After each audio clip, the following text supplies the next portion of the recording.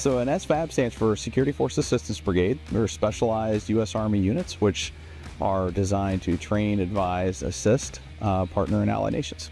What's really interesting about these 4 soldier teams is they're going to places and making strategic level impacts. So we're an engineer advisory team. Our team specifically, we work with INDOPACOM, so we'll embed with their partner force engineers or leadership that have engineer assets, and we'll just develop those engineer capabilities. We advise the engineer assets they have or leadership that have engineer assets underneath them on how to improve their capabilities so they can better utilize their engineer assets. Our 4-man team, we have 3 engineer advisors and 1 medic. So basically, whatever they ask us for, we'll come up with some sort of engineering plan and help them along. It could be anything from vertical engineering to horizontal engineering, combat engineers. It's just, there's a vast majority of things they could ask us for help. My role is kind of dual function. I provide medical support to the members of my advising team as well as to our partner force. I also get to function as our commo sergeant, so I have my hands in a little bit of everything. So I would be advising our partner forces and allied nations on triage responses, first aid response. Yeah, I've deployed a few times, and the amount of clothing I had to print on this one was mind-boggling. The polo shirt is pretty much a standard thing for us, and then we got, like, what I'm wearing right now is the tactical or hiking cargo pants, and then hiking boots.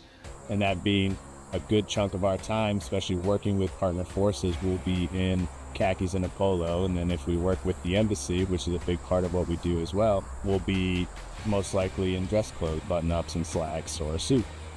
So when I first heard that, and I was like kind of excited, to be honest with you.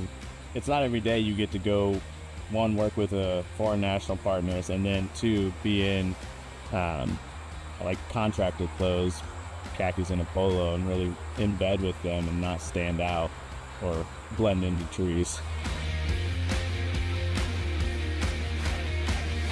So my favorite part about being in the SFAB is just the exposure to all the different training, and not even just medical training. There's a lot of the engineer stuff that I've been exposed to, and I've just really enjoyed learning about the other MOSs that are in the Guard. If you're National Guard as just a normal unit, you're airborne and air assault and Pathfinder and your Ranger schools and Sapper schools like that.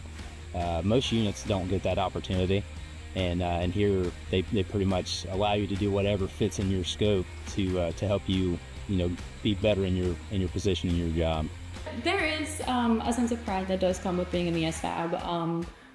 I do enjoy when I see soldiers and they ask me like, oh, what's your advisor tab mean? Like, it does feel good to know, or to be able to say like, oh, I've gone to this and this course, and it's, taught me these different skills that I wouldn't have gotten the opportunity to otherwise. To become an SFAB soldier, you got to have somebody motivated. This is an all-volunteer formation.